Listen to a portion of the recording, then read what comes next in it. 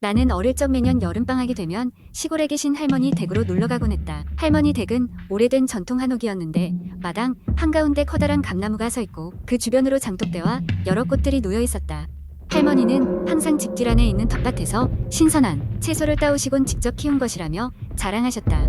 어느 여름 작은 사고로 인해 부모님이 할머니 댁에 와서 오리를 픽업하러 오는 시간이 늦어지게 되었다. 그래서 나는 혼자 사는 할머니와 며칠을 보낼 계획이었다. 그 당시 나는 초등학교 고학년이어서 이제 슬슬 혼자 잠도 잘 수 있는 나이였다. 할머니는 괜찮겠냐며 물어보셨지만 나는 용감한 척하며 걱정하지 말라고 대답했다. 첫날 밤 무더운 여름이라 창문을 열어놓고 잠을 자려 했다. 딱히 할 일도 없어 하루 종일 뜰을 뛰어다녔더니 피곤해져 금방 잠에 빠져들었다. 그런데 밤 어느 시점에 이상한 소리에 잠에서 깨어났다. 찰싹찰싹 무언가 물기를 머금고 움직이는 소리였다. 처음에는 그냥 바람에 무언가 날린 것이라고 생각했지만 소리는 계속됐다. 그러다 마치 누군가가 내 방마루 아래에서 천천히 걷고 있는 것처럼 들리기 시작했다.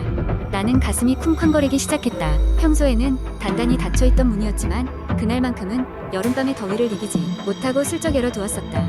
소리는 점점 가까워지더니 이제는 마치 문 틈 사이로 누가 나를 보고 있는 것 같은 느낌이 들었다. 나는 두려움에 떨며 이불을 뒤집어썼다. 그 순간 다시 한번 찰싹찰싹하는 소리가 이번에는 내 방 안에서 나는 것처럼 느껴졌다. 나는 공포에 질려 비명을 참기 위해 손으로 입을 막았다. 하지만 여전히 소리는 내 귀에 생생하게 들렸다. 무언가 이 방 안에 있다는 확신이 들었다.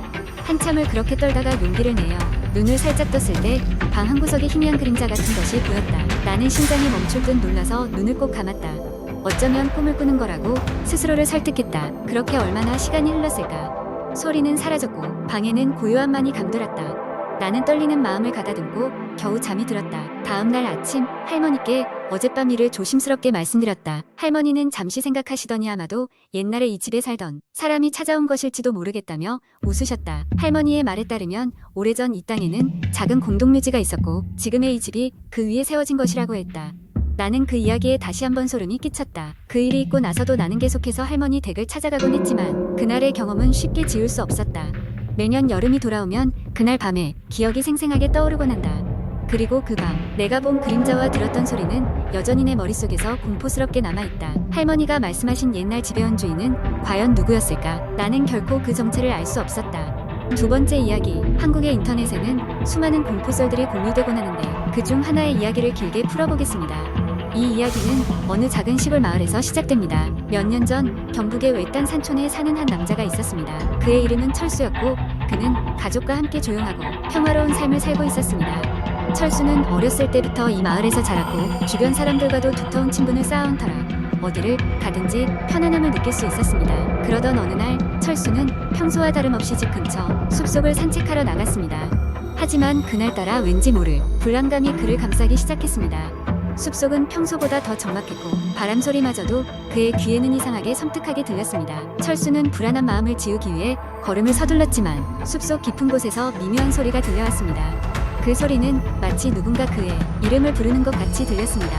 처음엔 자신의 착각이라 생각했지만 소리는 점점 더 뚜렷해졌고 철수는 그 소리에 이끌려 숲속 깊숙한 곳으로 향하게 되었습니다. 그리 멀지 않은 곳에서 그는 낡은 폐가를 발견했습니다. 집 주변에는 잡초가 무성히 자라 있었고 창문은 먼지로 덮여 있었습니다. 호기심과 두려움이 뒤섞인 채 철수는 폐가로 발걸음을 옮겼습니다. 문을 열자 삐걱거리는 소리와 함께 먼지가 날렸고 오래된 목재의 쾌쾌한 냄새가 풍겼습니다. 폐가는 마치 오랫동안 사람이 오지 않은 듯 보였습니다. 그러나 그는 이상하게도 누군가 그곳에 있는 것 같은 느낌을 떨칠 수 없었습니다. 조심스럽게 집 안으로 들어간 철수는 벽에 걸린 낡은 가족 사진들을 발견했습니다. 사진 속 인물들은 어딘가 모르게 불안해 보였고 특히 한 사람은 철수가 아는 누군가와 너무나 닮아 있었습니다. 그 순간 철수는 섬뜩한 기운에 몸이 굳어졌습니다. 그 사진 속 인물은 다름 아닌 20년 전 실종된 그의 삼촌이었습니다. 철수는 놀라움을 감출 수 없었습니다. 그는 어릴 적 삼촌이 갑자기 실종되어 온 마을이 발칵 뒤집혔던 날들을 여전히 생생하게 기억하고 있었습니다. 경찰과 가족들이 수없이 많은 수색을 벌였지만 삼촌은 끝내 돌아오지 않았습니다. 그리고 그 사건은 마을 사람들 사이에서 미스터리로 남아 있었던 것입니다. 공기가 더 싸늘하게 느껴졌습니다. 철수는 폐가를 꼼꼼히 살펴보며 삼촌의 흔적을 찾기 시작했습니다. 그러던 중 그는 벽장 안에서 낡고 바랜 일기장을 발견했습니다. 일기장 안에는 이해할 수 없는 문장들과 삼촌의 이름이 끄적여져 있었습니다. 글씨는 흐트러져 있었고 서서히 절망에 빠져가는 삼촌의 감정이 고스란히 담겨 있었습니다. 일기장에 따르면 삼촌은 실종되기 전 자꾸만 누군가 자신을 지켜보고 있다는 섬뜩한 느낌에 사로잡혀 있었다고 합니다. 그는 누군가의 속삭임에 괴로워하며 점점 정신적으로 피폐해져 갔고 결국 이상한 힘에 이끌려 이곳으로 오게 된 듯 보였습니다. 마지막 페이지에는 여기서 나갈 수가 없다라는 문구가 반복되어 적혀 있었습니다. 철수는 으스스함에 떨며 일기장을 챙겼고 빠르게 그곳을 벗어났습니다. 마을 어른들은 폐가 이야기를 듣고는 모두 실색하며 그곳에 가까이 가지 말라고 경고했습니다. 마을 사람들 사이에서는 여전히 그 사건에 대한 다양한 소문만이 돌뿐이었습니다. 하지만 철수는 일기장의 내용을 마을 사람들과 공유하며 그들의 협조를 얻어 다시 한번 삼촌의 흔적을 찾고자 결심했습니다. 그는 삼촌의 갑작스런 실종 뒤에 어떤 원인이 있었던 것인지 왜 그런 공포에 시달렸는지를 밝히기 위해 여러 자료를 조사하기 시작했습니다. 철수의 끈질긴 추적 끝에 마을에서 오랫동안 숨겨져 왔던 어둠의 비밀이 서서히 드러나기 시작했습니다. 사실 그 마을은 예전부터 정체 모를 존재에게 사로잡힌 사례가 종종 있었으며 그들은 모두 무언가에 홀린 듯 자발적으로 이 마을을 떠나 종적을 감추곤 했다는 것입니다. 마을 사람들은 비밀리에 이러한 존재의 흔적을 쫓으며 오랜 세월을 보내왔지만 이러한 이야기들은 점점 사람들에게 잊혀져 가고 있었습니다. 철수는 자신이 그 존재와 맞닥뜨리게 된 것은 우연이 아니라고 믿었습니다. 그것이 무엇이든 간에 그는 삼촌을 찾고 그 존재의 진실을 밝히기 위해 그 어느 때보다도 강한 결심을 하게 됩니다. 이렇듯 공포와 미스터리가 교차하는 이야기들은 한국 인터넷에서 자주 찾아볼 수 있으며 사람들은 이러한 이야기를 통해 알 수 없는 존재와 맞닥뜨리는 섬뜩한 경험을 간접적으로 체험합니다. 이러한 이야기는 때로는 현실과 상상을 초월하며 독자들에게 끝없는 상상의 나래를 펼치도록 합니다. 세 번째 이야기며 태전 늦가을 친구들과 나는 주말을 맞아 산장 여행을 계획했다. 서울에서 멀지 않은 깊은 산 속에 위치한 작은 산장이었고 우리는 번잡한 도시를 떠나 조용한 자연 속에서 쉼을 찾으려 했다. 인터넷에서 찾은 정보에 따르면 산장은 최근 들어 손님이 거의 없어 한적하다고 했다. 그게 오히려 우리에겐 더 큰 매력으로 다가왔다. 그렇게 금요일 저녁 우리는 차를 타고 서울에서 출발했다. 산장에 도착했을 때는 이미 어둠이 내려앉았고 주변은 조용했다. 도착하자마자 느낌이 조금 싸늘했지만 우리는 별 생각 없이 일단 짐을 풀었다. 산장 관리인은 나이가 지긋한 할머니로 우리가 도착했을 때 조금 놀란 눈치였지만 친절하게 방을 안내해 주셨다. 산장은 예상보다 컸고 오래된 건축물 특유의 나무 삐걱거리는 소리가 가끔씩 들렸다. 방 안에 들어가 짐을 풀 무렵 창밖으로 보이는 숲의 그림자가 바람에 흔들리며 춤을 추듯 움직이는 것이 아침이 되면 정말 멋진 경치를 볼 수 있을 것 같았다. 저녁 식사를 하고 난 후 우리는 모닥불을 피우기로 했다. 숲속에서 곧잘 준비된 장작에 불이 붙자 따스한 불빛이 우리를 안전하게 감싸는 듯했다. 하지만 그 순간부터 이상한 기분이 들기 시작했다. 마치 누군가 우리를 지켜보고 있는 듯한 느낌. 주변이 너무 조용한데도 신경이 곤두서는 느낌이었다. 누군가 그런 이야기를 했다. 이 산장이 예전에는 정말 유명했어.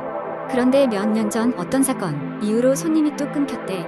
그 말을 듣자 나는 신경이 쓰이기 시작했다. 어떤 사건? 하고 묻자 그 친구는 고개를 저으며 이야기하길 꺼려했다. 결국 우린 그 대화를 더 이상 이어가지 않기로 하고 각자 방으로 돌아가 자리에 누웠다. 밤이 깊어갈수록 나는 자꾸만 잠에서 깨곤 했다. 삐걱거리는 소리, 누군가 복도를 걷는 소리, 마치 바람에 실려오는 낮은 목소리 같아 듣기가 불편했다. 몇 번이나 눈을 떴다가 다시 감았지만 그럴 때마다 더 이상한 기운이 감돌았다. 결국 자정 무렵 나는 침대에서 일어나려 했다. 그때 문 쪽에서 무언가 두드리는 소리가 들렸다. 심장이 쿵쾅대며 문을 조심스레 열어보았지만 아무것도 없었다. 복도는 여전히 어둡고 적막했다. 이상한 기분에 사로잡혀 다시 문을 닫으려는데 복도 끝구석에서 무언가가 서 있는 것이 눈에 들어왔다. 순간 놀라며 뒤로 물러선 나는 아무리 손으로 눈을 비벼봐도 그것은 명백히 사람의 형체였다. 단지 서 있기만 했는데도 그 존재감은 설명할 수 없이 무거웠다. 겁에 질려 방으로 돌아왔고 그 후론 제대로 잠들지 못했다. 아침이 되어 다른 친구들에게 이 이야기를 했으나 그들 중 누구도 그런 것을 보지 못했다고 했다. 다들 피곤했기에 우리는 산을 내려가기로 결정했다. 체크아웃을 하며 관리인 할머니께 하룻밤 사이에 있었던 일을 말씀드리자 잠시 침묵하시더니 나지막히 말했다. 이 산은 예전부터 혼자 있는 이들이 길을 잃곤 했어요. 산장이 지어지기 전부터 말이지요. 우리는 큰 사고 없이 산을 내려왔고 그날 밤 모두 피곤해 한참을 더 잤다. 하지만 그 후로도 가끔씩 그 산장과 그 밤의 기억이 떠오르곤 한다. 누군가 그때 길을 잃고 여전히 산 중턱 어딘가를 배회하고 있는 건 아닐지 그저 상상만으로도 아찔하다. 그 산장은 아마 지금도 그 자리에 고요한 숲속에 여전히 서 있을 것이다. 아니 어쩌면 이미 숲속 어딘가 다른 무엇인가가 그 자리를 차지하고 있을지도 모른다.